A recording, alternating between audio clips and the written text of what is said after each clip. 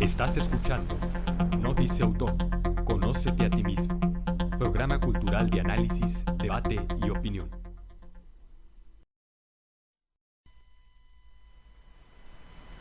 Sección de análisis, Historia Magistra Vita.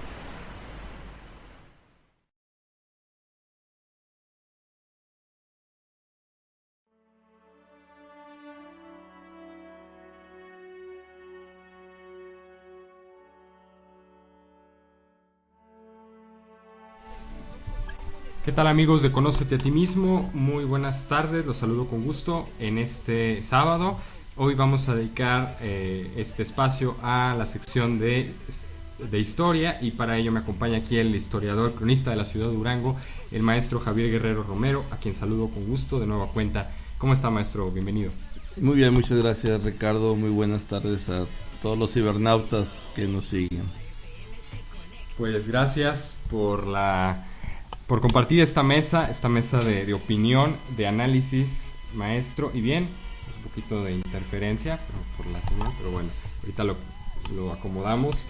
Y bien, recordarles a todos ustedes que pues este programa se transmite en directo, en vivo, para que nos sintonicen y pues comenten, compartan sus puntos de vista, sus percepciones con respecto a los temas que se van a tratar. En concreto vamos a estar hablando de a modo de preparación de la independencia, pero muy concretamente de Durango, cómo se vivió la independencia desde esta entidad.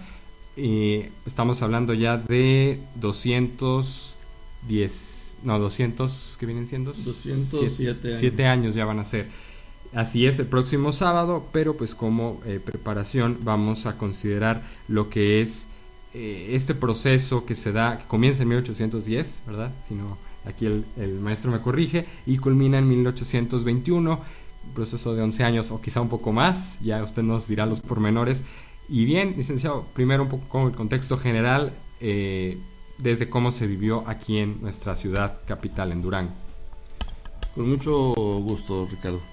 Mira, el movimiento de independencia, como bien lo mencionas, es un movimiento social que dura pues poco más de 11 años. Si tomamos como puntos de referencia el llamado Grito de Dolores del 16 de septiembre de 1810, al momento de la consumación de la independencia a fines de septiembre de 1821. Este largo proceso lo dividimos en términos de estudio en dos momentos diferentes: la insurgencia, el movimiento insurgente, que es el que se inicia en 1810, un poco antes, ahorita lo comentamos, y que concluye prácticamente con el juicio y la muerte de Hidalgo y el juicio y la muerte de Morelos en el sur. Quedan algunos levantamientos muy aislados después de que mueren estos dos caudillos.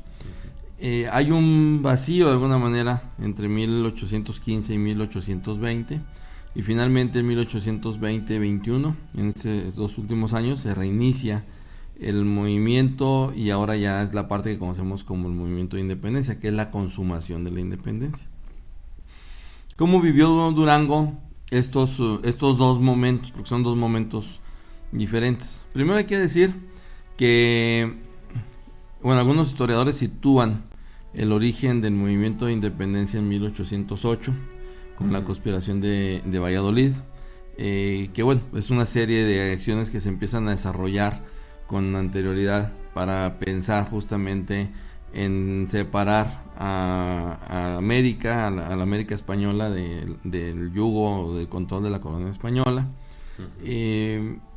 Hay quienes lo sitúan un poco más atrás, la idea del sentido independentista, el sentido de nacionalidad, el sentido de ser otra nación diferente a la nación española, que se sitúa desde mediados del siglo XVIII.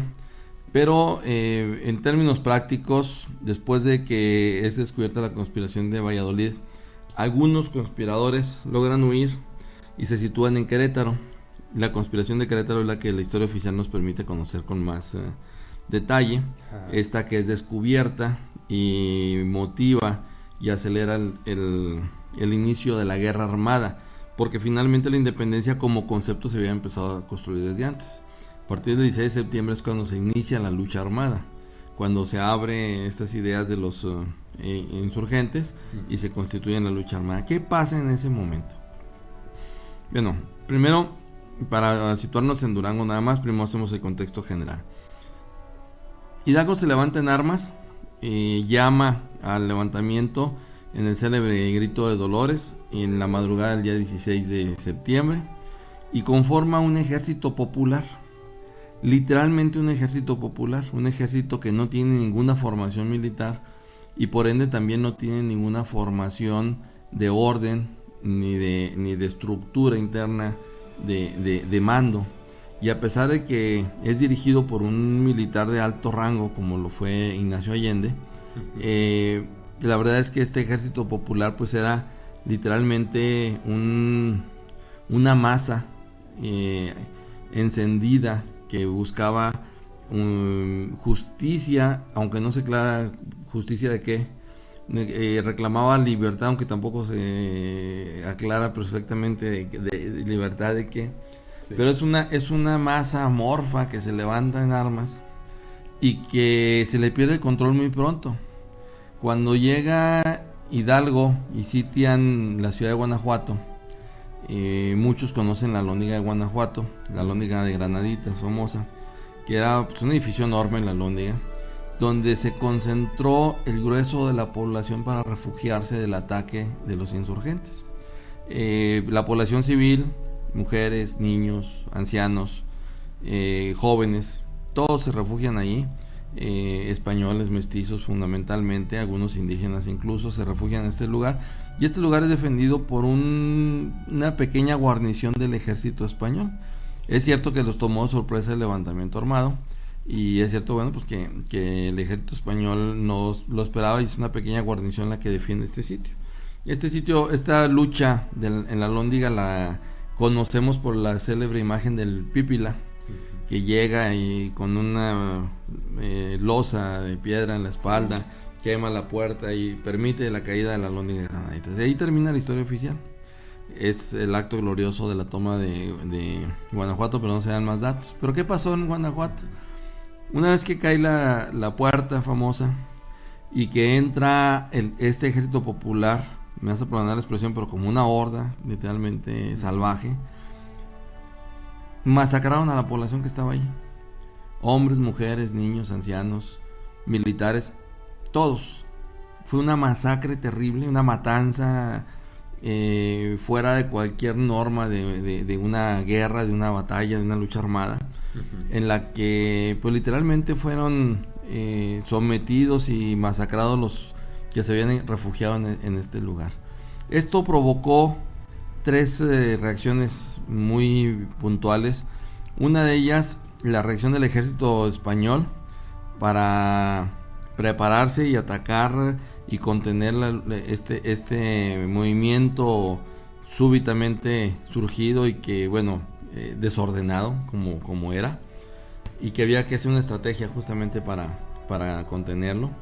Provocó también que Hidalgo entrar en conflicto con la estructura de mando incipiente que tenía el ejército insurgente, porque querían seguir avanzando hacia Querétaro y de ahí hacia la Ciudad de México, que si lo hubieran hecho en las condiciones que iban, pues hubiera sido una matanza también muy grande de insurgentes y también de españoles, pero seguramente el movimiento se hubiera acabado muy pronto, porque literalmente era una masa sin control la que estaba combatiendo. Y la tercera cosa que provoca, y que Hidalgo lo va a reflejar después en sus memorias que escribe en Chihuahua, en las celdas en Chihuahua, pues el arrepentimiento de Hidalgo y el sentimiento de culpa. Él asumió la responsabilidad moral y la culpa de lo que había sucedido en Guanajuato. Él no esperaba evidentemente que se fueran a masacrar a mujeres, a niños, a ancianos, a sacerdotes. Él no esperaba que fuera a suceder eso, pero este ejército sin control pues lo hizo, y él asume la culpa moral. Eso lo motiva justamente a convencer a Allende de que no es conveniente caer sobre Querétaro ni caer sobre la Ciudad de México, porque va a pasar lo mismo. Entonces retoma su dirección el ejército y avanza sobre Guadalajara. Una especie de retirada.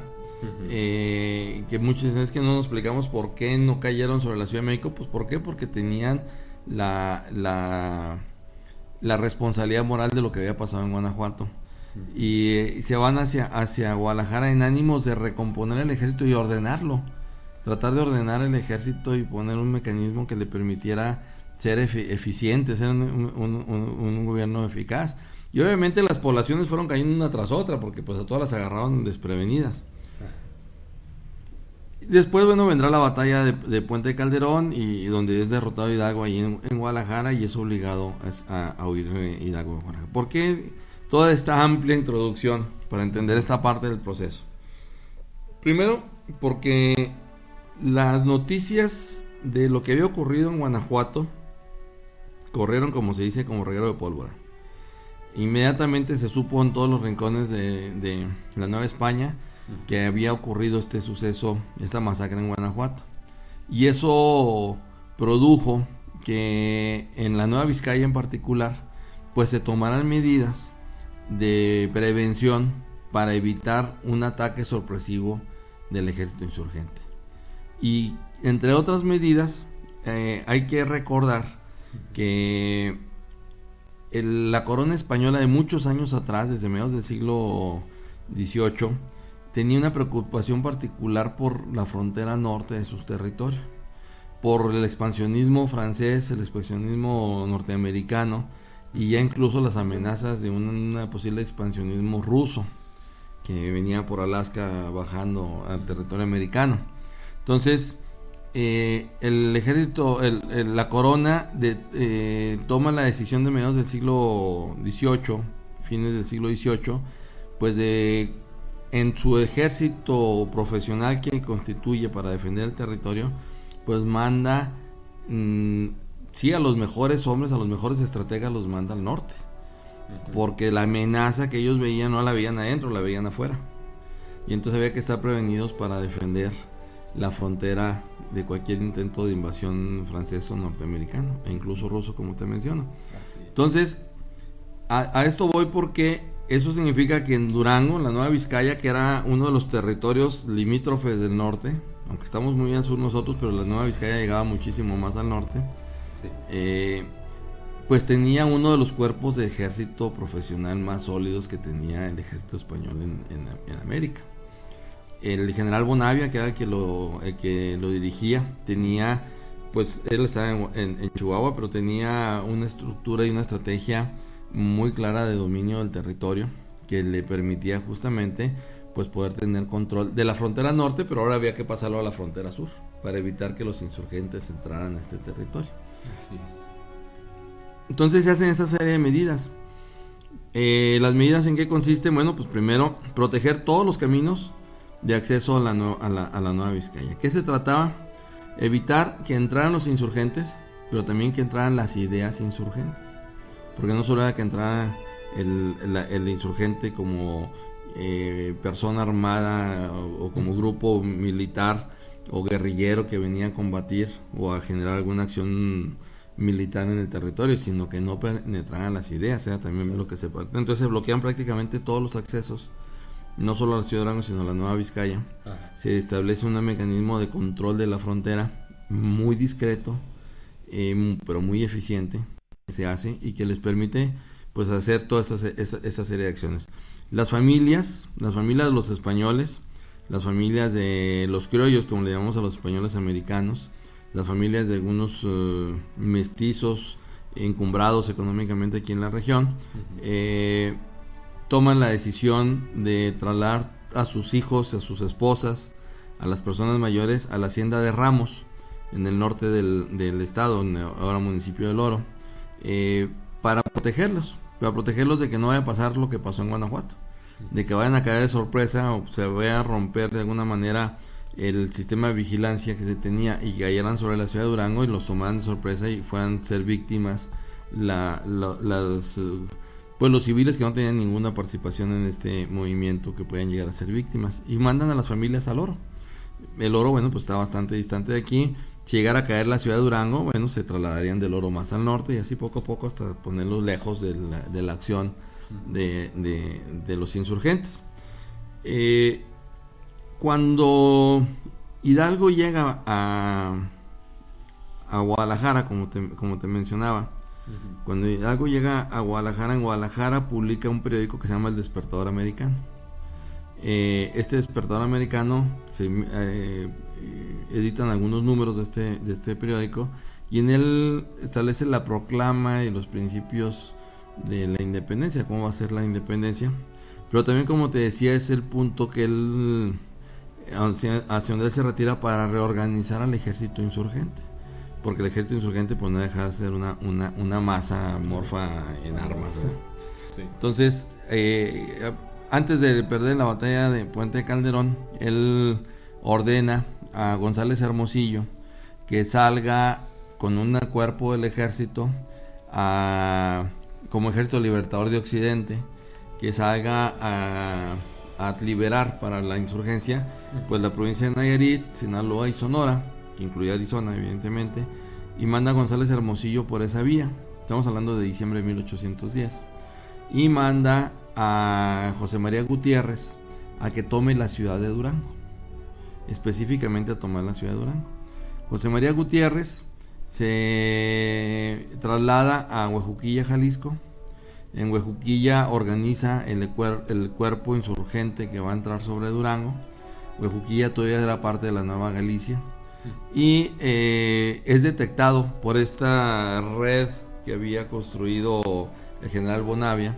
Es detectada la presencia de José María Gutiérrez y la intención de caer sobre la ciudad de Durango por un camino que se transitaba poco, que era el camino de Huejuquilla, Guazamota, Mezquital, Durango. Y entonces rápidamente sale una columna del ejército insurgente en Durango, comandada por el capitán Ignacio Allende, que no Allende, porque luego hay confusiones, se confunden. El capitán Ignacio Allende, al frente del ejército español, sale y sorprende a José María Gutiérrez cuando entra al territorio de la Nueva Vizcaya. Aquí lo que trataba era evitar que entraran al territorio de la Nueva Vizcaya. En cuanto entraran al territorio de la Nueva Vizcaya, combatirlos. En este momento, el José María Gutiérrez entra a Guazamota y en marzo de 1811 y es inmediatamente atacado por el ejército de Allende. Son sorprendidos y son derrotados. Es derrotada esta columna del ejército insurgente.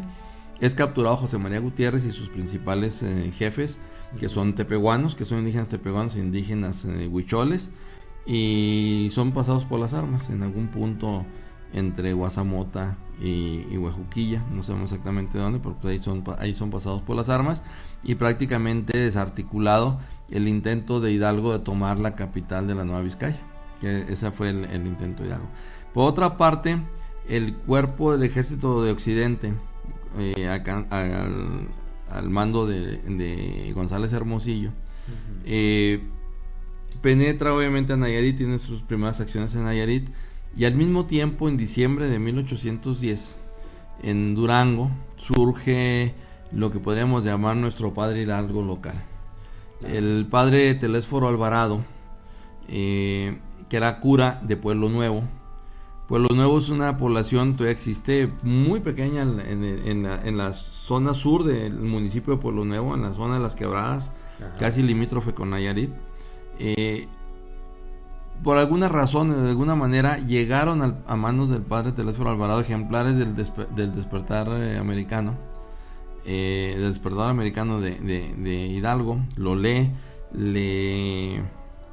lo motiva los argumentos de Hidalgo para subirse a luchar por la independencia. Y igual que el padre Hidalgo, obviamente sin saber lo que así lo había hecho él, porque no se publica en el Despertador Americano ese pasaje de Dolores Hidalgo. Él llama a la población con la campana y en el templo de Pueblo Nuevo se reúne una población esencialmente de indígenas tepehuanos, los llama a levantarse en armas, y siguiendo el estandarte de la Virgen de Guadalupe y el grito de Viva México, mueran los gachupines, viva Fernando VII, se levantan en armas y se suman al cuerpo del ejército de González Hermosillo. Este ejército tepehuano que se formó se calcula alrededor de unos 500, 800 indígenas tepehuanos que se sumaron a la lucha insurgente. Se suman, pero en Nayarit, por eso es poco conocido acá en Durango. De Pueblo Nuevo salen a Nayarit y luego acompañan a González Hermosillo en la campaña por Sinaloa. Ajá. Y finalmente son derrotados en Rosario, Sinaloa. Ahí es terriblemente derrotado el ejército. Obviamente ya detectado que venían por ahí, pues el ejército español se reorganiza, los ataca de tal manera que no hay modo que destroza literalmente al cuerpo del ejército insurgente de González Hermosillo, de una manera, pues podríamos decir, ingenua. El padre Telésforo Alvarado, una vez que es derrotado el ejército, debo decirte que él fungió durante todo este tiempo como el capellán del Ejército Libertador de Occidente. Él era el capellán principal del Ejército Libertador, pero una vez que son derrotados en Rosario, pues ingenuamente se regresa a su parroquia de Pueblo Nuevo como si no hubiera pasado nada. En cuanto entra a Pueblo Nuevo, obviamente ya estaba detectado por el sistema de vigilancia que tenía el ejército español. Pues mal no llegó a Pueblo Nuevo cuando lo detuvieron y lo trasladaron a la cárcel eclesiástica aquí en Durango, donde murió varios años después. Pero bueno, este es otro personaje que surge aquí en Durango. Después de la lucha en Rosario, Sinaloa, y la derrota, el padre Telésforo Alvarado, obviamente, se regresa, pero algunos pequeñas milicias del ejército de González Hermosillo huyen y son perseguidos en la batalla de Rosario, y algunos de ellos penetran a Durango. Un grupo muy pequeño avanza hacia Topia, donde es apoyado y recibido por el cura de Topia, y en cuanto esto sucede, pues detiene el ejército tanto a los alzados como al cura de Topia, ¿no? Y se acaba el levantamiento en Topia. Y otro, un poco menos ingenuo, inicia una guerra de guerrillas en la sierra de San Dimas, pero bueno, duran aproximadamente unos 4 o 5 meses antes de que el ejército los logre capturar a todos y someterlos y trasladarlos a Santiago de Pasquiaro, donde son sometidos. Estos hechos los hicieron fundamentalmente en un sitio que conocemos como la Quebrada de Ventanas, o el Mineral de Ventanas, en San Dimas. Pero bueno, son atrapados y son trasladados y enjuiciados en Santiago de Pasquiaro. Como te das cuenta, las acciones que eran limítrofes, eran perimetrales a la Nueva Vizcaya, es decir, no llegaban hasta el centro de la Nueva Vizcaya. Lo que iba sucediendo eran intentos del movimiento insurgente o los insurgentes de penetrar a la Nueva Vizcaya.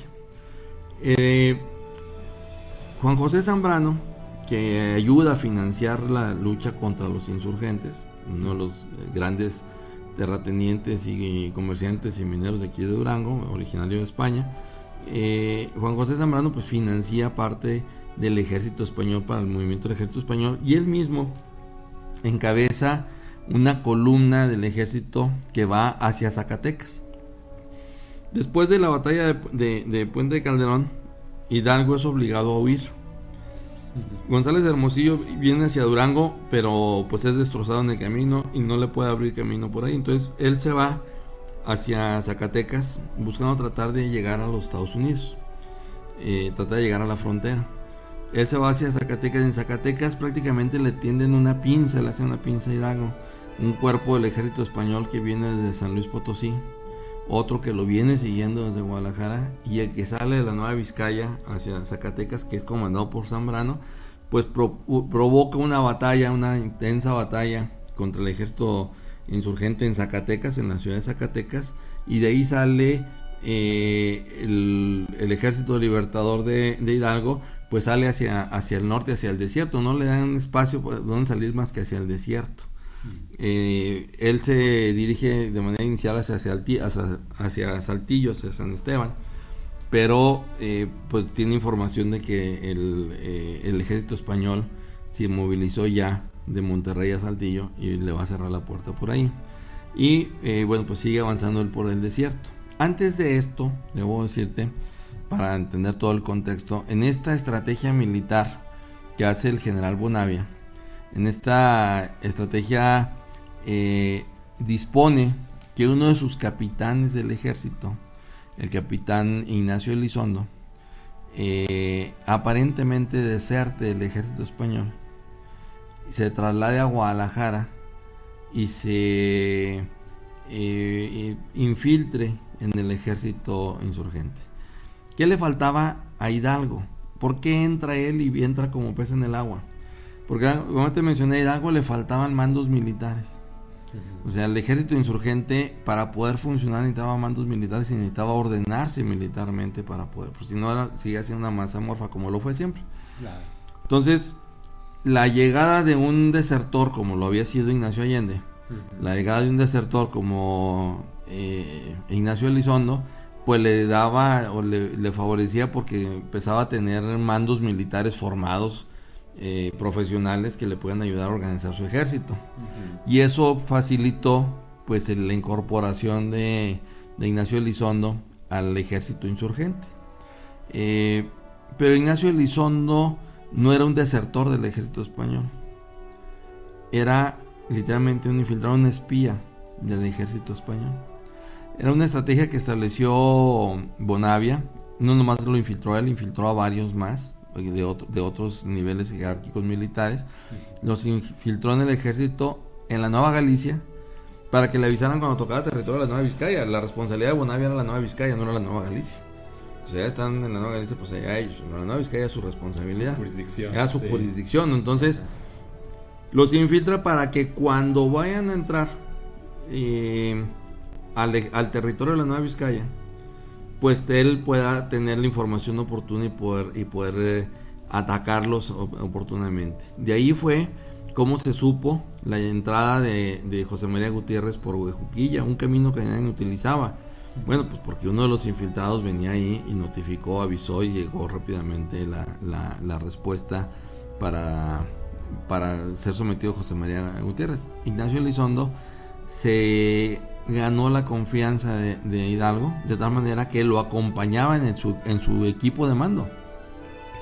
Cuando toman, después de la batalla de Zacatecas, toman camino hacia el desierto, pues tenían tres opciones: tratar de en diagonal salir hacia Tampico, tratar de salir por Saltillo o Monterrey, que no podían porque estaba el ejército español, o internarse por el desierto del Bolsón de Mapimí, donde no había absolutamente nada más que los famosos indios bárbaros, y por ahí podía transitar hacia Texas, cruzar Coahuila, Texas, y llegar hacia los Estados Unidos. Y toma esta decisión. Mientras se acerca a Saltillo no pasa absolutamente nada, pero cuando toca Catitla de Baján, que ahora nos parece muy lejos, allá en las cercanías de Monclova y demás, era parte de la Nueva Vizcaya. Esos eran los límites de la Nueva Vizcaya, los límites orientales de la Nueva Vizcaya estaban ahí en esa zona. Entonces, en cuanto toca Hidalgo a Catitla del Baján, pues Ignacio Elizondo pues notifica al ejército español que ya está en territorio de la Nueva Vizcaya, y prácticamente estuvieron un día y medio en Acatitla de Baján organizándose para cruzar la parte más difícil del desierto, donde iban a encontrar arenas, dunas e indígenas que no eran amigos de este movimiento armado, y en eso estaban cuando llegó el ejército español de la Nueva Vizcaya y los apresan. Detienen a Hidalgo y detienen a todo el ejército insurgente prácticamente. Ahí termina en la práctica el levantamiento insurgente de Hidalgo, porque los detienen a todos. Sí. A la tropa que había sido de Leva, a este ejército amorfo que venían, lo mandan a San Luis Potosí, de ahí los liberan porque son de esa zona, entonces prácticamente los mandan a San Luis Potosí y ahí los liberan. No pueden mantenerlos en la cárcel, además tampoco había razón de tenerlos en la cárcel. Pero a todos los que son mandos, pues sí, a los que son mandos sí se les da un tratamiento militar. A los mandos medios militares los mandan ya sea a la cárcel de San Luis o a la cárcel de Monterrey. Se toma la decisión que los mandos mayores y los curas que vienen acompañándolos, por tratarse de ser sacerdotes, se trasladen a Durango. Entonces los trasladan a Mapimí. En Mapimí son detenidos, ahí son mantenidos mientras se toma la decisión de qué hacer con ellos, porque el gobierno civil de la Nueva Vizcaya quería que se trajeran a Durango para que se enjuiciaran a Durango. El obispo Gabriel Olivares, que no era seguidor de la causa independentista, pero no estaba de acuerdo en que se juzgara militarmente o civilmente a los sacerdotes, a Hidalgo y a los sacerdotes que venían con él. Él influye de alguna manera para que se tome la decisión de que a Hidalgo se le lleve a Chihuahua junto con los militares que lo acompañan, a Aldama, Allende, a Basolo, que los lleven a Chihuahua, porque también él sabía que de alguna manera esto iba a ser pasajero. Acabándose esta fase del movimiento se iba a pacificar todo, si bien no se iba a olvidar, pero no iban a ser penas tan severas.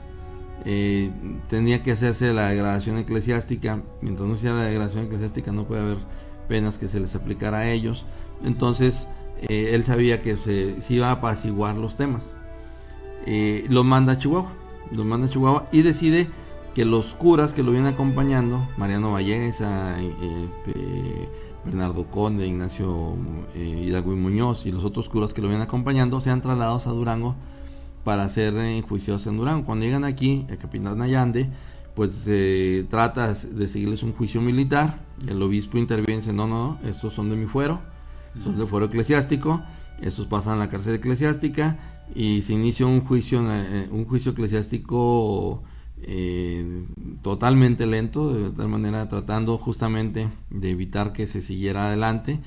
En este inter, pues también en Chihuahua se hace lo mismo, pero el gobierno militar en Chihuahua, el general Bonavia estaba radicado en Chihuahua, pues exige que se haga un tratamiento más rápido a los apresados y trasladados allá, y se pide que se mande del gobierno civil de aquí de Durango, se mande un fiscal para hacer el proceso allá. Si bien los mandaron para allá, pues que traslade el juzgado y los juzguen allá y no los juzguen acá.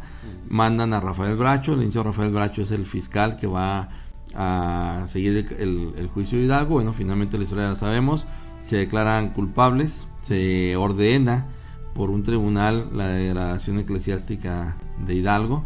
Para este momento debo decirte que los demás sacerdotes estaban aquí detenidos. Se hace todo el proceso contra Hidalgo allá, separado, y son fusilados finalmente, ¿no? Fusilados y sepultados en la iglesia, en la pequeñita iglesia de San Francisco y anexa del viejo convento de San Francisco de San Felipe del Real de Chihuahua. Y para escarnio y escarmiento de todos, se ordena que les corten las cabezas y se exhiban en unas rejas, y se ordena que se trasladen a la Alhóndiga de Granaditas. Mucha gente dice: bueno, ¿por qué a la Alhóndiga de Granaditas? ¿Por qué las colgaron en las cuatro esquinas de la Alhóndiga de Granaditas? Bueno, pues era el escarmiento de la matanza que habían hecho ellos ahí. O sea, era mostrar que nadie que fuera a hacer un acto de genocidio como el que se había hecho en ese momento, pues iba a quedar exculpado, ¿no? Entonces tiene ese doble simbolismo. O sea, no solo eran los líderes, sino eran los que habían provocado la matanza de Guanajuato, ¿verdad? Entonces pues los llevan y los exhiben, y ahí quedan las cabezas hasta después que termine el momento de insurgencia, y quedan colgadas las cabezas de ellos como muestra de que nadie iba a quedar a salvo de un acto como el que de barbarie como el que había sucedido en Guanajuato. Y eso está sucediendo en Durango, pues, porque Chihuahua pertenecía a Durango, sí, era la jurisdicción, y los sacerdotes que están aquí pues son protegidos por Olivares y Benito, pero con tan mala suerte que se muere el obispo.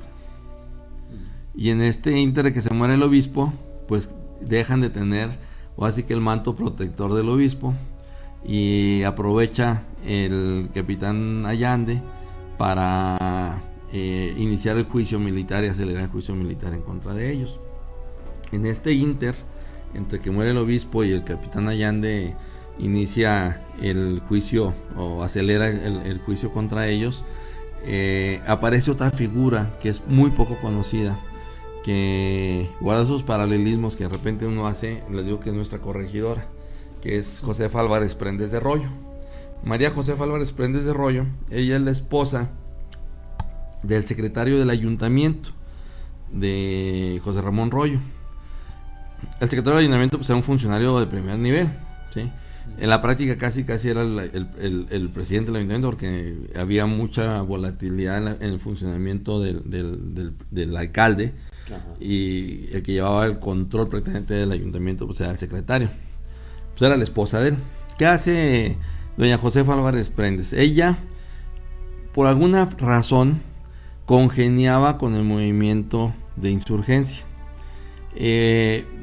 Los relatos que se conocen de ella, sabemos que era una persona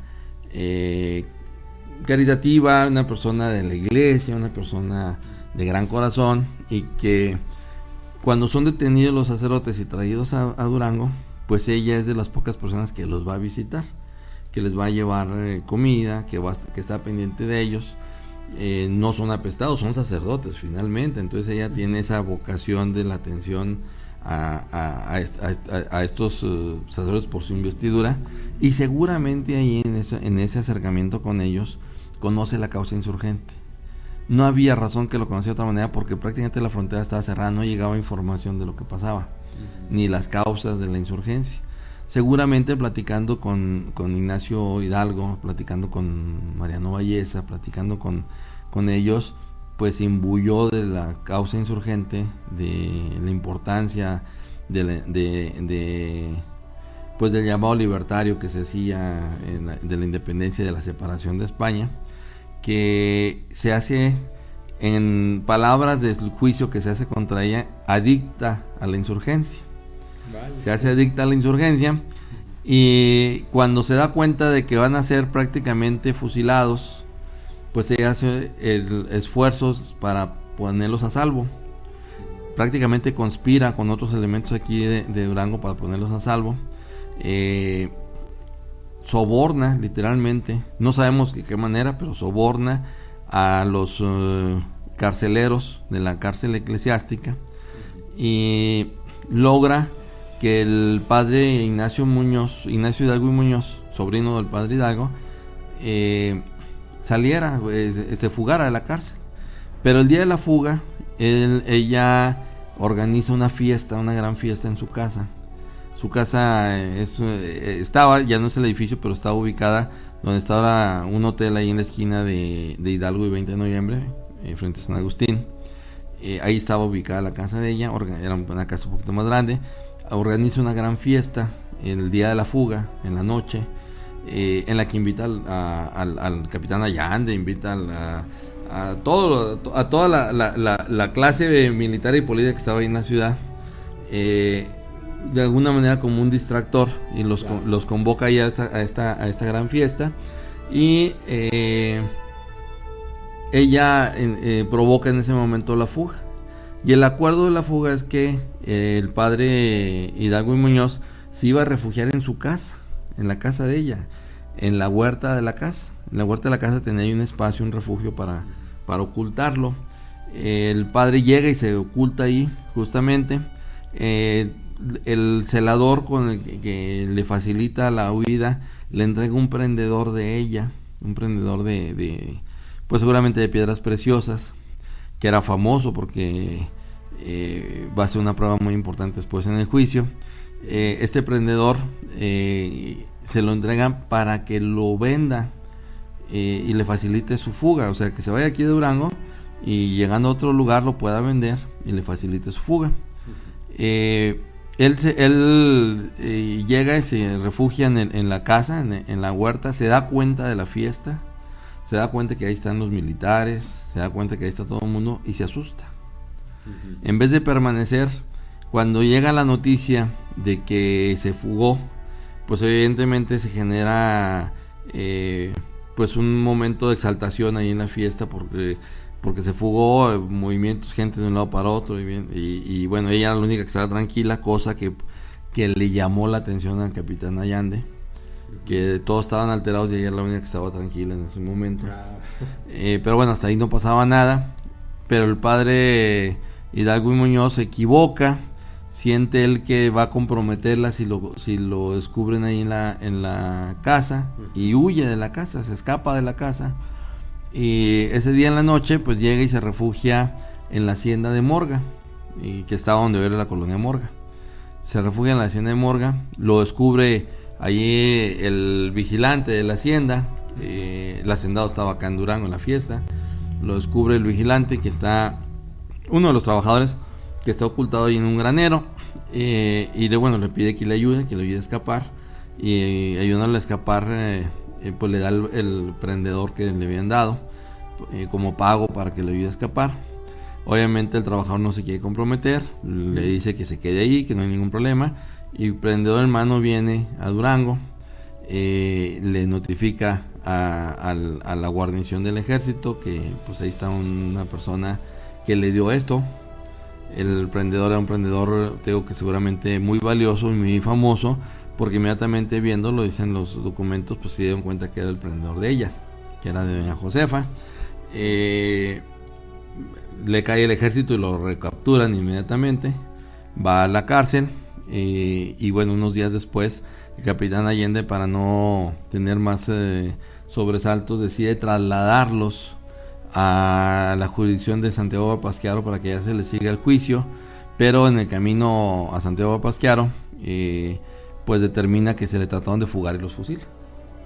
Les aplica lo que conocemos como la ley fuga y los fusila atrás del santuario, por la parte de atrás del santuario, por la salida a Parral, ahí pasando justamente la planta esta de fábrica de madera que está delantito del Panteón del Sabino. Ahí hay un anuncio que dice Obelisco de los Insurgentes, 500 metros. Es verdad. A mano izquierda ahí se encuentra el obelisco, donde dice la tradición que fue donde fueron fusilados los insurgentes. Fueron trasladados sus cuerpos, fueron fusilados por la espalda, no se habían degradado eclesiásticamente, entonces fueron fusilados por la espalda, y llevados y sepultados en el santuario de Guadalupe.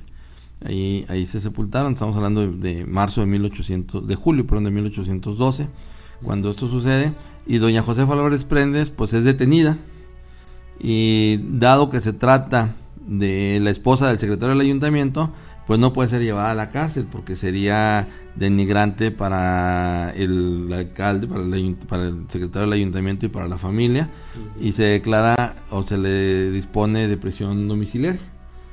Y a partir de ese momento queda presa, no en su casa, en su habitación. Vale. Y se pone guardia y demás, y queda presa ella en prisión domiciliaria. Unos años después va a morir doña Josefa. Pero bueno, este es otro de los personajes que surgen aquí en esta etapa de la historia de la insurgencia en Durango. Prácticamente, te digo, el movimiento insurgente en Durango pues se desarrolla entre diciembre de 1810 con el levantamiento de Telésforo Alvarado hasta prácticamente julio de 1812 con el fusilamiento de los acompañantes de Hidalgo y los últimos resquicios de las batallas de los insurgentes en la barranca de Ventanas, ¿no? Todas las demás acciones militares que ocurrieron antes fueron sofocadas. ¿Qué otra acción ocurrió en ese momento en Durango? En ese momento en Durango, de la causa española, Juan José Zambrano, que ya mencionamos, financió parte de las columnas militares que salían a defender los caminos, y la misma que él llevó a Zacatecas para combatir a Hidalgo. Él tenía aquí en Durango, en la hacienda del Pilar, que ahora es el pueblo Pilar de Zaragoza, ahí cerca de Ferrería, cerca de Santiago Guayacora.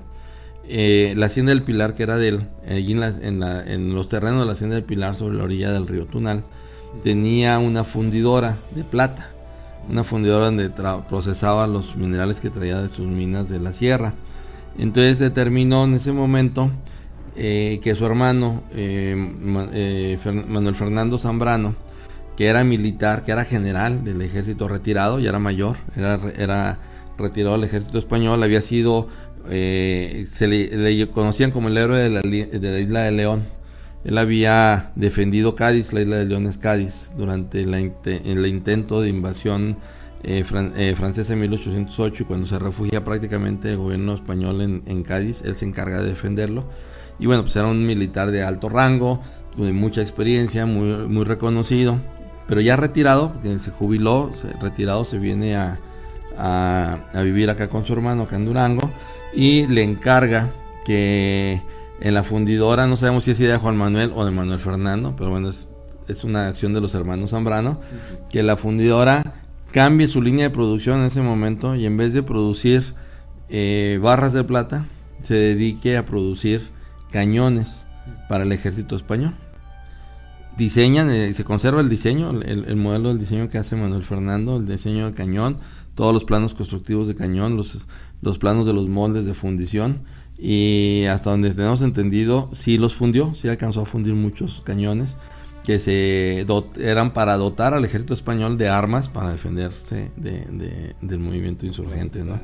Pues, hay quien señala que era un traidor Zambrano, pero no, bueno, pues él era un español que estaba defendiendo a su rey, que estaba defendiendo a su causa, como el caso de Ignacio Elizondo. Pues él era un militar que tenía órdenes de informar dónde iba Hidalgo y él lo estaba haciendo, como los demás miembros del ejército que se infiltraron y que avisaron cuando entró José María Gutiérrez y que avisaron cuando llegó González Hermosillo a Rosario, etcétera. O sea, nunca se dieron cuenta que el ejército de la Nueva Vizcaya era un ejército profesional y era un ejército que estaba pequeño, pero un ejército muy efectivo, porque además Bonavia no se trajo a todo el ejército de la frontera norte, nunca descuidó la frontera norte, reorganizó al ejército y hizo una estrategia de defensa de la frontera sur para evitar que entraran las ideas insurgentes, y no entraron las ideas insurgentes. Donde entraron fueron sofocadas de inmediato. Todos los levantamientos, otro pequeño levantamiento en nombre de Dios, fue sofocado de inmediato. O sea, todas las acciones militares, ideológicas y políticas que se trataron de hacer del movimiento insurgente fueron sofocadas prácticamente de inmediato. Después de eso vuelve la tranquilidad, regresa la tranquilidad a la Nueva Vizcaya, no vuelve a haber más sobresaltos hasta 1820, que viene la siguiente etapa, que es la etapa de la independencia. Y en ese inter pues está el otro personaje de Durango, que es Guadalupe Victoria. Pero Guadalupe Victoria, nacido en Tamazula, formado aquí en Durango, toda su acción militar y toda su acción en la insurgencia y en la independencia la hizo en el sur del país, no la hizo aquí en Durango. Su carrera militar la hizo en el sur, en las tropas del Ejército Libertador del Sur, junto con Morelos. Vaya. Ya me extendí mucho. No, al contrario, me parece muy adecuada la ponderación que ha hecho de todos estos acontecimientos, sucesos a modo de primera fase, ¿verdad? Que se dio en estos años de 1810, como bien lo menciona, invierno de 1810 a 1800, estamos hablando 12. Estos 2 años y pues esta tregua que se da, por así decirlo, como usted lo ha mencionado, para después de una brevísima pausa volver para considerar lo que son los años ya determinantes en el proceso de consecución de la independencia, cómo se vivió este acontecimiento, este hito histórico en Durango, desde donde transmitimos para todos ustedes este programa, aquí de la mano de nuestro analista, el historiador Javier Guerrero Romero. Sigan con nosotros, no olviden comentar este podcast en la misma plataforma a través de Facebook y en Twitter, donde también nos pueden seguir y comentar para pues recibir su retroalimentación, saber qué opinan, y pues yo pienso que no opinarán nada, estarán pues contentos, sorprendidos de tantos datos interesantes que aquí gracias al maestro Javier Guerrero podemos considerar y tener en cuenta para pues comprender mejor lo que ha sido este proceso. Ya regresamos, no se desconecten, sigan sintonizándonos.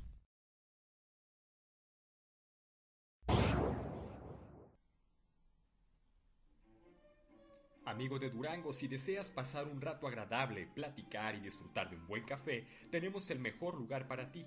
Cafetería Tequiti, cafetería y boutique, un lugar lleno de historia, en el que podrás apreciar, entre otras cosas, algunos cuadros de la diva duranguense del cine internacional, Dolores del Río. Ya lo sabes, estamos en calle 5 de Febrero, esquina con Zaragoza, frente a la Plaza Cuarto Centenario. Cafetería Tequiti. Ven y disfruta tu café en un lugar lleno de historia.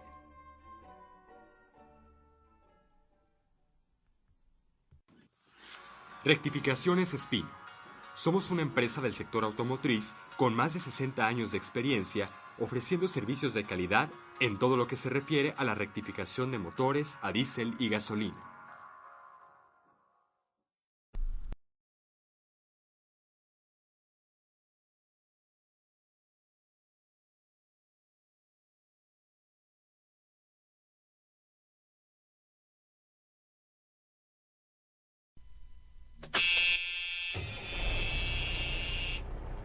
Lo barato cuesta caro, y si se trata de motores, mejor acude a los expertos. Rectificaciones Espino. Reparamos el desgaste de motores a diésel y gasolina. Más de 60 años nos respaldan. Rectificaciones Espino presenta. Estás escuchando No Dice Autor, Conócete a ti mismo. Programa cultural de análisis, debate y opinión.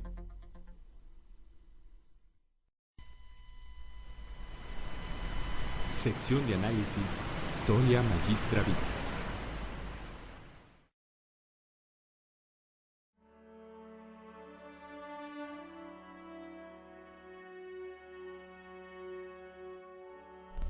Ya estamos de vuelta, amigos de Conócete a ti mismo. Gracias por seguir con nosotros en este espacio cultural dedicado hoy a nuestra sección de historia a analizar la independencia, este suceso que vamos a celebrar ya próximamente, pero vivido desde el contexto de Durango, lo que sería la Nueva Vizcaya, por ser más exactos, más propios en la terminología, que comprendía, como bien lo dice ya el maestro Javier Guerrero, pues una extensión bastante grande, parte de Chihuahua, Zacatecas, Sinaloa, Coahuila más bien. En fin, pues un punto de referencia, el más importante creo yo del norte del país, para hacernos un poquito de conciencia de cómo se vivió esta realidad en esta otra parte, por así decir, la parte norte del país. Y pues, maestro, aquí ya nos abocamos a considerar lo que es la segunda fase. Pasada esa tregua que se dio de 1812, usted lo mencionó, casi hasta 1820. Luego, ¿qué sigue? ¿Qué circunstancias encontramos? Bueno, de entrada no es una tregua. Ahí termina la insurgencia. Ahí termina el levantamiento insurgente. No hay tregua porque pues nadie pidió paz, nadie se amnistió ni nada por el estilo. O sea, se sofocó literalmente el movimiento insurgente en el norte.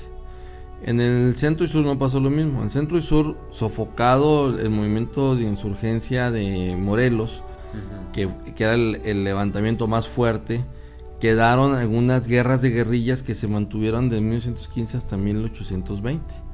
Esas guerras de guerrillas son las que mantuvieron vivo el espíritu de la independencia.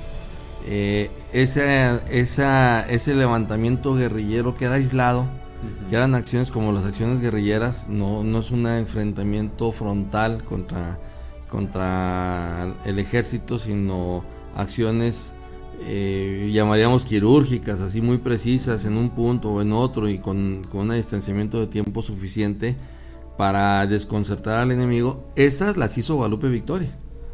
O sea, Guadalupe Victoria, una vez que cae Oaxaca y que se hace la famosa frase de va mi espada en prenda, voy por ella, y ayuda a facilitar la toma de Oaxaca, el sitio de Oaxaca, que hay finalmente, que es la principal ciudad del sur que cae en manos de los insurgentes. Morelos lo considera de una manera importante, le asciende en grados, entonces era capitán, y lo manda a combatir a Puebla y Veracruz. Eso es lo que hace que Victoria sobreviva al ataque donde cae Morelos, porque él estaba luchando en otra parte de la República, ¿verdad?, que era Puebla y Veracruz. Y tras la muerte de Morelos, pues prácticamente, al igual que en el norte, se sofoca todo, salvo la guerra de guerrillas que impulsa Vicente Guerrero, que impulsa Abasolo, se me va el nombre, Galeana, Hermenegildo Galeana, y que impulsa a Guadalupe Victoria, fundamentalmente Guadalupe Victoria. Guadalupe Victoria está atacando permanentemente los caminos reales de Puebla y de Veracruz. E incluso, en una de estas batallas estuvo a punto de capturar al virrey. Si ha sido así, pues ahí se hubiera adelantado la independencia de una manera significativa. Pero Victoria se mantiene, pero son focos aislados, son levantamientos guerrilleros literalmente. En el norte, acá en Durango, pues prácticamente vuelve a la tranquilidad, se pacifica. Viene una serie de acciones. Hay que recordar, no lo mencionamos, pero hay que recordar que la independencia en buena medida surge de manera inicial por la invasión napoleónica a España, que se depone al rey Fernando VII se impone a José Bonaparte y que empieza a haber reacciones obviamente de los súbditos españoles, pues, que no aceptan la imposición que se hace en España. El regreso de Fernando VII, la instalación de las cortes, la famosa corte de Cádiz, el nacimiento de la monarquía constitucional, un monarca que ya no solo es el representante de Dios, porque él era representante de Dios, era nombrado como el Papa, era de origen divino su designación y su sucesión, sino ahora comparte el poder también con una corte de carácter popular, que ni era tan popular, pero bueno, una corte de carácter popular, una representación del pueblo que es a través del poder legislativo, y nace las famosas Cortes de Cádiz.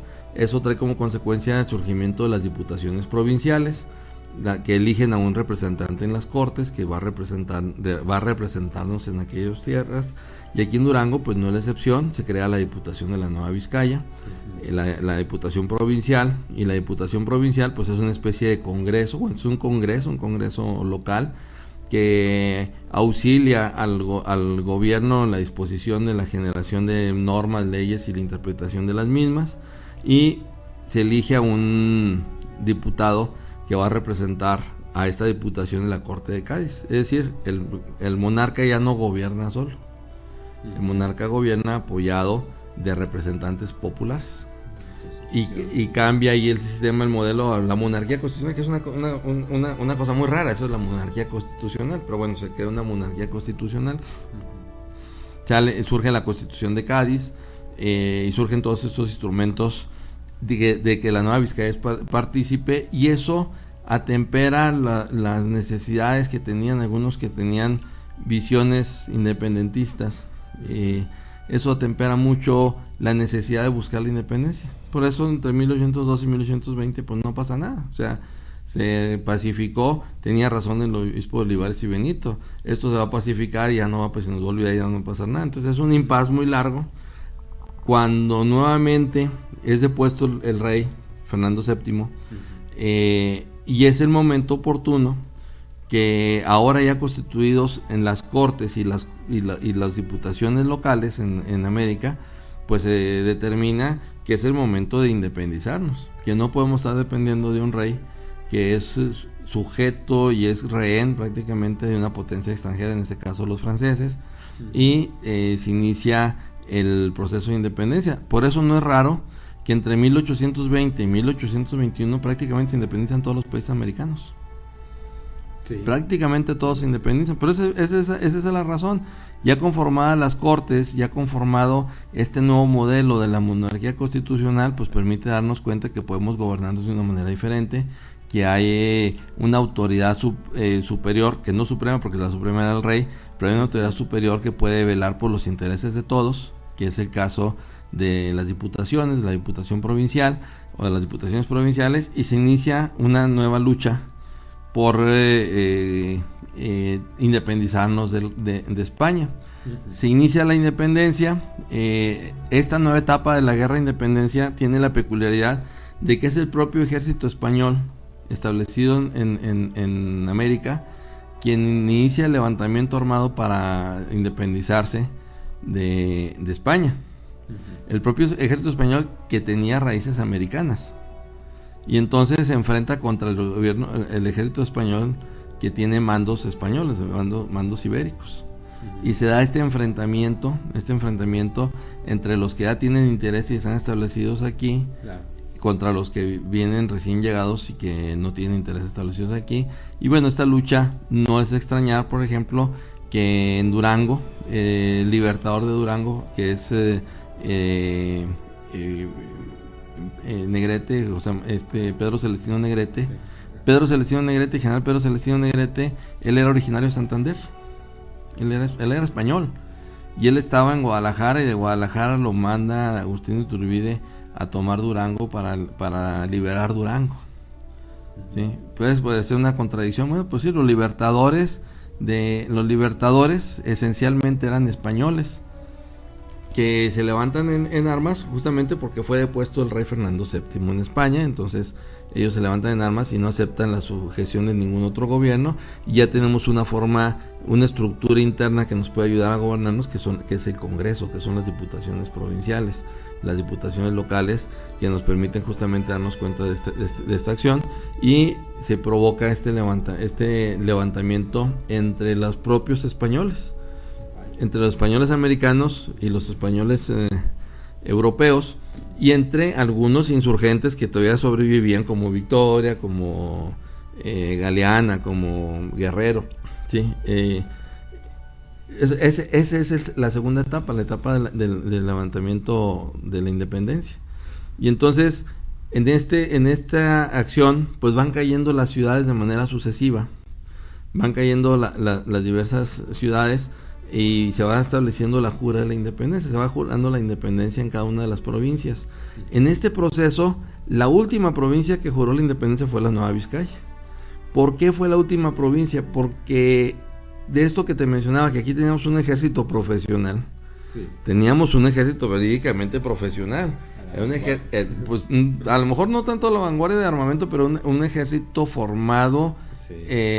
Militarmente, con los mandos muy claros, y la jefatura militar de Durango tenía claro que su jefe era el rey, y no podías independizarte del rey. Pues ¿cómo te ibas a independizar? No ibas a luchar contra el rey, ni ibas a luchar contra las disposiciones que venían de la corona, y había un virrey que era quien pues representaba al rey aquí. No ibas a enfrentarte a todo el virrey. Entonces ellos se resisten y enfrentan a las columnas del ejército que se habían cambiado de bando finalmente.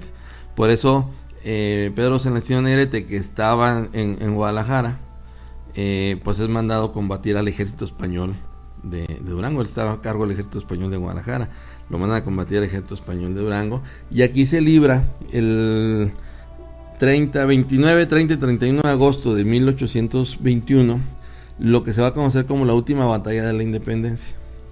La única batalla que faltaba, el único punto que faltaba en todo el territorio de la Nueva España de jurar la independencia, era la provincia de la Nueva Vizcaya, porque la provincia de la Nueva Vizcaya se mantenía fiel al rey. Y entonces viene este enfrentamiento, esta lucha que se da a espaldas del templo de San Agustín. De hecho, ahí hay una placa que recuerda el hecho. Se da a espaldas del templo de San Agustín. Es una batalla intensa, fuerte, pero finalmente el ejército que estaba defendiendo la plaza se da cuenta que no tiene capacidad de defensa, no tiene suficientes municiones, y va a poner en riesgo a la propia población civil, y capitula. No se suma, capitula, se rinde y se entregan, pero no se suman, como regularmente sucedía, al ejército insurgente. Son detenidos, entra el ejército insurgente, se hace una fiesta. En los primeros días de septiembre se jura la independencia, se hace todo el proclamo de la jura de independencia, y eso permite justamente que ya jurada la independencia de la Nueva Vizcaya, se pueda proclamar la independencia nacional, la independencia de todo el territorio nacional. Entonces ya entra el ejército trigarante a la Ciudad de México el 27 de septiembre de 1821, y en este acto se proclama la independencia nacional. Pero se había retrasado el proceso porque ya todas las provincias habían jurado la independencia, menos la provincia de la Nueva Vizcaya, ¿no?, que seguía fiel al rey. ¿Sí? Maestro, aquí una pregunta que surge y me parece interesante. Bueno, desde luego son muchas, pero se habla en otros periodos de la historia, por ejemplo la Revolución Mexicana más adelante, de la injerencia o el interés que tenían otras potencias por favorecer estos procesos, a lo mejor por algún interés de carácter económico. Y está Estados Unidos, sabemos que se independiza en 1776, es la primer nación que constituye un gobierno democrático en el mundo, entonces marca un precedente y digamos que sí influye muchísimo. Entonces no sé, aquí, ¿qué nos puede comentar? ¿Hubo alguna influencia de Estados Unidos en la consecución de esta independencia? ¿Algún apoyo de algún tipo? ¿O se mantuvo distante? Bueno, primero nomás precisar, no es la primera democracia, es la primera república federal. Ah, bueno, sí, es verdad. Sí, pero no es la primera democracia que se constituye. Uh-huh. El modelo de los Estados Unidos era un modelo que preocupaba mucho a tanto a los españoles como a los franceses. seguir el modelo de la República Federal, como se había constituido los Estados Unidos, sí preocupaba. No influye de manera inicial. De manera inicial, influye el conflicto que hay de la invasión de España. Tan no influye que cuando se constituye la independencia, cuando se proclama la independencia en septiembre de 1821, nos constituimos en una nación independiente, pero no nos constituimos con una forma de gobierno específica.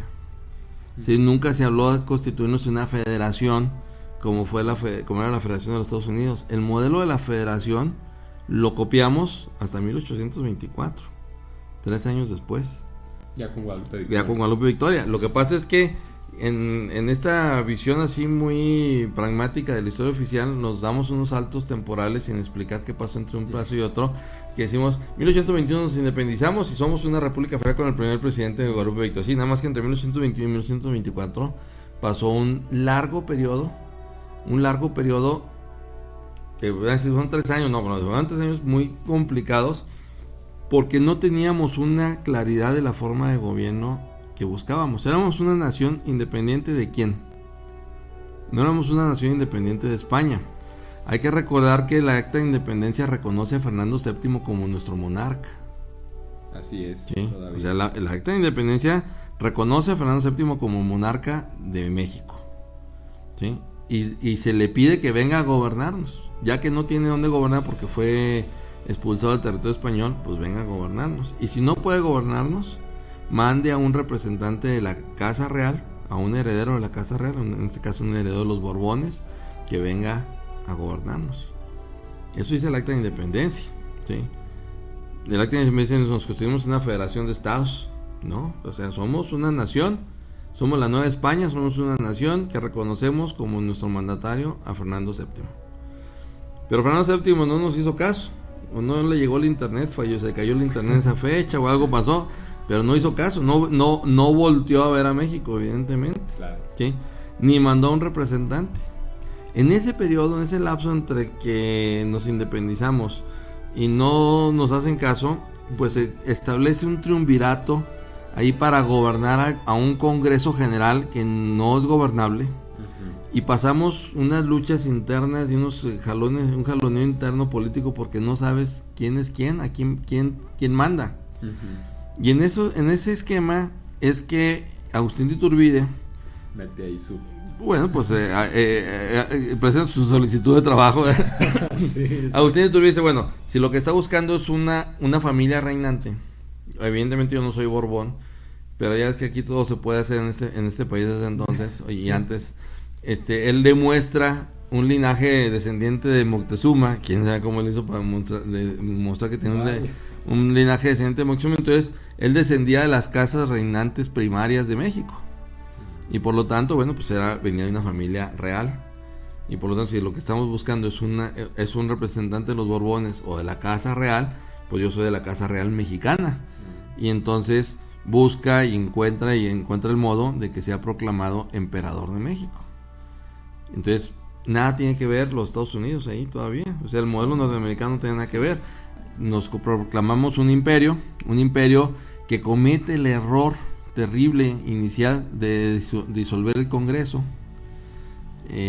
Pudo haber funcionado como un imperio constitucional, una monarquía constitucional, pero bueno, no se entendía muy bien el modelo de la monarquía constitucional, que era así como un Frankenstein que habían hecho en España. Y entonces disuelve el Congreso para convertirse en una monarquía absoluta, cosa que a los independentistas pues no les agradó, no era lo que ellos buscaban, y terminan derrocando a Agustín Iturbide 1 año y meses después, y otra vez volvemos a quedarnos en la orfandad. ¿Y ahora qué somos? Se convoca a Congreso General, se restituye el Congreso, se convoca a Congreso General, se nombra una junta de gobierno, sí, en la que por cierto forma parte del obispo de Durango, el marqués de Castañiza, y forma parte del libertador de Durango, Pedro Celestino Negrete, de esta junta de gobierno, los 2 españoles nacidos en España. Es decir, esta junta de gobierno para decidir por dónde vamos a caminar, siguen siendo españoles los gobernantes.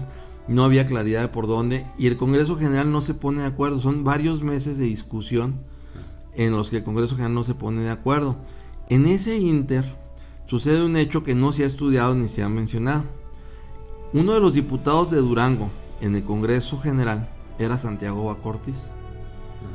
Tiene nombre de plazuela. Santiago Bacortiz,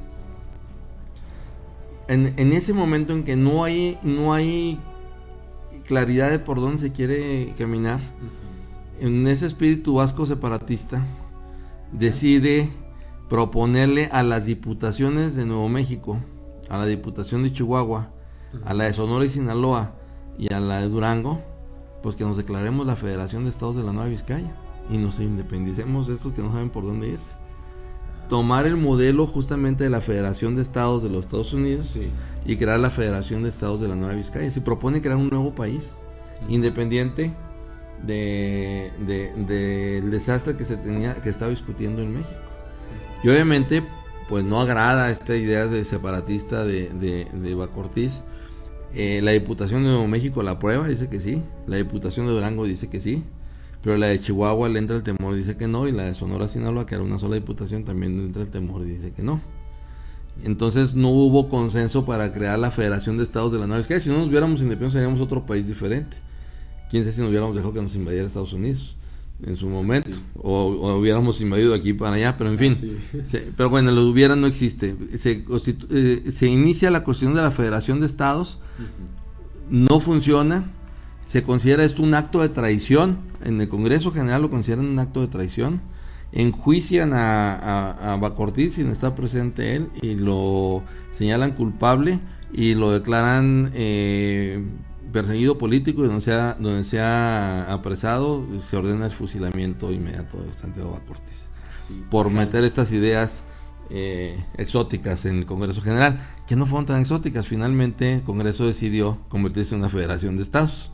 Entonces de alguna manera él sembró la idea de constituirnos en una federación de estados como los Estados Unidos, y terminó el Congreso constituyéndose como una federación de estados. Una federación de estados que en su momento inicial, hay que decirlo, cuando se emite la primera versión para discusión de la Constitución, porque había que crear una Constitución, sí, que nos conformara como estados libres y soberanos, no existía el estado de Durango.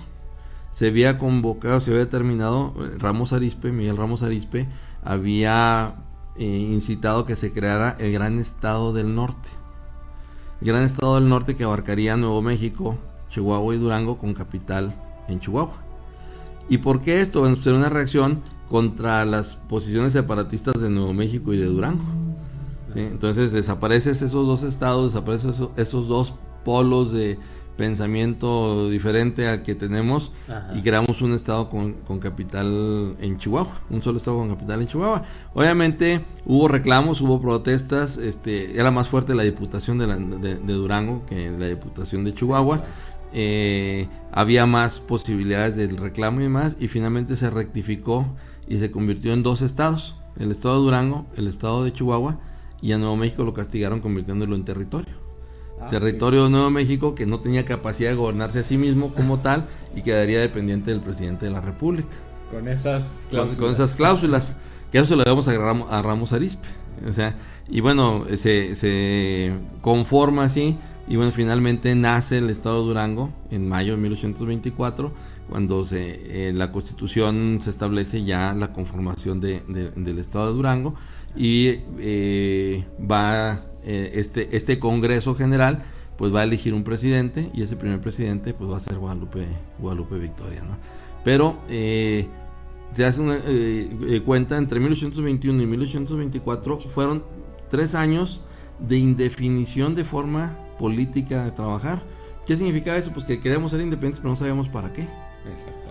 Nomás queríamos ser independientes. ¿Por qué queríamos ser independientes? Porque se habían afectado los intereses en España, y la línea de mando española había quedado afectada con la invasión de francesa, y entonces pues nos independizamos, y en ese inter pues se volteó a ver a los Estados Unidos muy tardíamente. Muchos dicen, no, es que tomamos el modelo norteamericano. No es cierto. El modelo norteamericano lo tomamos después de 3 momentos de indefinición: un triunvirato, un imperio, una junta provisional de gobierno, y finalmente una federación de estados. Que no nos duró mucho el gusto. 1833 nos hacemos en un estado central. Desaparece la federación y nos convertimos en una república central. En 1842 nos volvemos a ser una república federal, 47 otra vez una república central, en el federal ahí vamos menos, y luego de repente otro imperio, y etcétera, etcétera, etcétera. Sí, la historia continúa. Y la historia continúa, ¿no? Tenemos el segundo imperio con Maximiliano, y seguirán los ires y venires en la forma. Después del imperio de Maximiliano ya se estableció de manera definitiva, o se restableció la República Federal, que se había reconcebido en 1857. ¿Sí? Pero ese es, en términos muy generales, el quehacer de Durango en la historia de la independencia. Maestro Javier Guerrero, pues le agradezco muchísimo por esta descripción histórica de los sucesos, ponderación que es más, no solo un discurrir así como lo puede hacer un historiador así sin algún sentido, solamente un narrar las situaciones, sino buscar un poquito las causas, ¿verdad? Esa relación causa-efecto de las situaciones para poder entender mejor, con mayor criterio, la historia. Como siempre es un gusto platicar con usted, le agradezco por darse el tiempo, que sabemos que es complicado en su agenda, pero pues aquí estamos, y le agradezco a todos los radioescuchas por su sintonía, que estén al pendiente de nuestras publicaciones, comenten y compartan este podcast, que ojalá pues sea de gran utilidad y provecho para pues conocer un poquito más, ahondar en profundidad en lo que es nuestra historia, ahora sí que inicios de nuestra historia ya como país independiente, pero entendiendo pues las distinciones y los matices, ¿verdad? Como bien lo dice usted, a qué le apostábamos. Y bueno, pues no sé si quiere decir algo para cerrar, maestro. No, muchas gracias, nada más, Marco, Ricardo. Ajá. Muchas gracias. Nada más señalar que pues la historia del movimiento de independencia es una historia que no se ha concluido todavía, que requiere muchas revisiones, que requieren interpretaciones a la vista de los nuevos conocimientos que tenemos hoy, y darnos cuenta, bueno, pues de que el hecho de que se señale que en Durango no pasó nada durante la independencia, pues es completamente falso.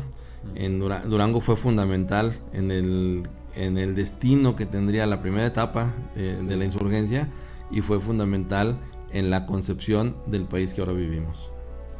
Pues ahí está, nunca mejor dicho. Le agradezco mucho, maestro Javier Guerrero, y a todos ustedes por su sintonía. Nos escuchamos en la próxima edición. Hasta la próxima.